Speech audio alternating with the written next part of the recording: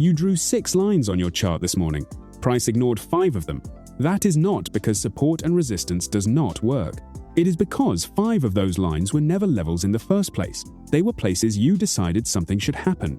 A level is not a price you chose. It is a price the market has already proven it cares about. And there is a test for that, which takes about 4 seconds. 3 rules and 1 entry. The third rule is the one that turns this from drawing lines into an actual trade. So stay with me even if the first 2 sound familiar. Start with what makes a level real, because everything else depends on it. A level earns respect by being tested and holding.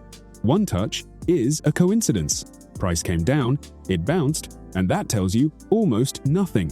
Price bounces constantly. 2 touches is interesting.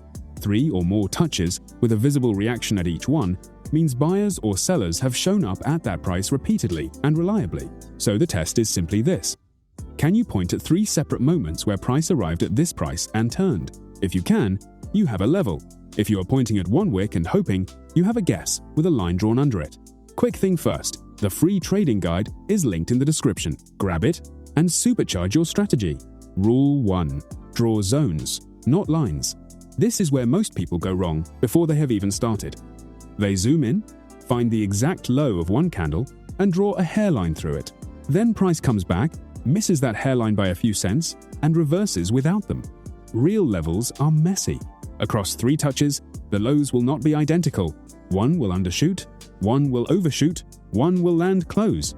The area those touches carve out, from the lowest wick to the highest close among them, is the level. It is a band, and it might be a reasonable fraction of a percent wide. Trading a band instead of a line changes your behavior in a useful way. You stop needing price to hit an exact number. You start watching for a reaction anywhere inside the area, which is how it actually behaves. Rule 2. Look at where the candles closed, not just where they poked. A wick through a level means price tried and got rejected. A close through a level means price succeeded. Those are completely different events, and treating them the same is what makes people think levels are unreliable. So when price is at your level, wait for the candle to finish. If it wicked below and closed back above, the level held and the sellers who pushed it there failed. If it closed below, the level broke and you should stop treating it as support. That distinction alone will keep you out of a lot of trades where you were technically right about the level and still lost because you acted on a poke instead of a close. Rule 3. And this is the one that turns levels into trades. When a level breaks, it does not disappear. It changes sides. Think about who is involved. Everyone who bought at that support is now underwater once price closes below it. Many of them will take the first chance to get out at break-even. So when price rallies back up to that old level, there is a wall of people selling into it just to escape. That is why broken support becomes resistance, and broken resistance becomes support. It is not mysticism, it is inventory. The level flips because the people positioned around it flipped. And that flip is the highest quality thing on the whole chart because it gives you a place to trade with a reason. You are not guessing where price might turn.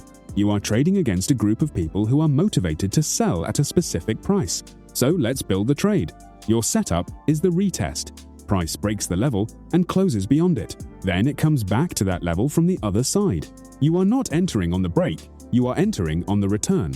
Your entry is a rejection candle. At the level, price touches the old support from underneath and closes back down away from it. That close is your trigger because it shows the level is doing its new job. Your stop goes on the other side of the level, beyond the zone, not right at its edge. If price closes back through and holds, the flip failed and you want out small. Your target is the next level down.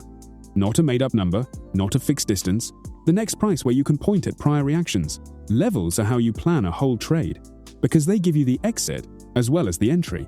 Let me test you, because this separates people who understand levels from people who own a line tool. 2 charts. On the first, price has touched a price 4 times, each time with an obvious rejection, and it has just arrived there a 5th time. On the second, price touched a price once, 3 weeks ago, and has just arrived there again. Which one do you trade? The first, and it is not close. 4 proven reactions means something reliable is happening at that price. A single touch from 3 weeks ago is a data point of 1, and the market has had 3 weeks to forget it. That said, do not throw the second chart away entirely. If that single touch was a violent, high-volume reversal, it can still matter. Volume is what separates a meaningful single touch from a meaningless one. One more thing separates a level worth trading from a line that merely got touched, and it is already at the bottom of your chart. Volume.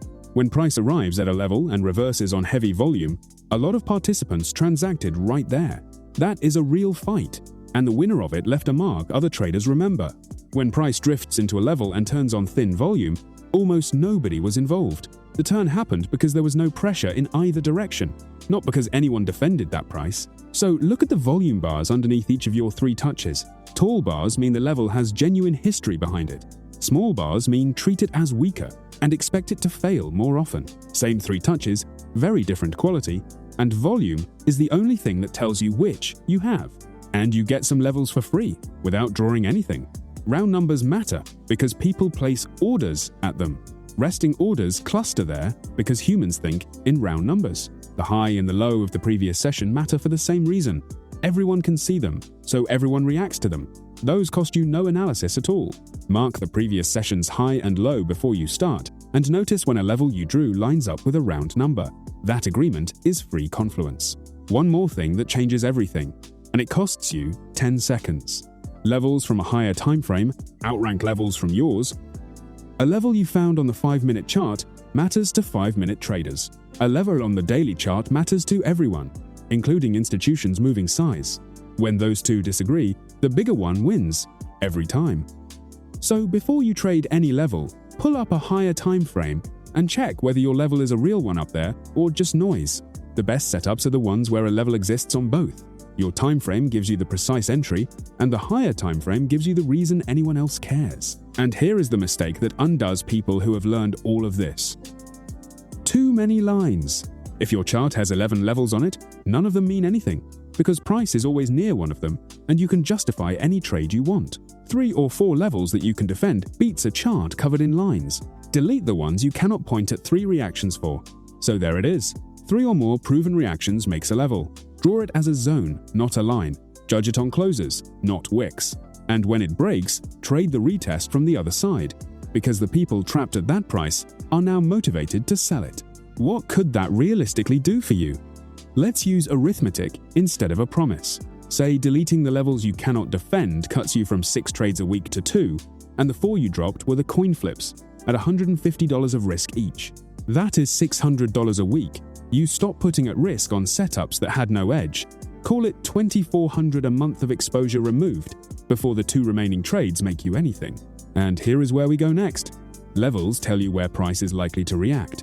They do not tell you whether the trend carrying price into that level is strong or exhausted. So the next video is about reading the trend itself, using a candle type that strips the noise out of it entirely. I'll see you there.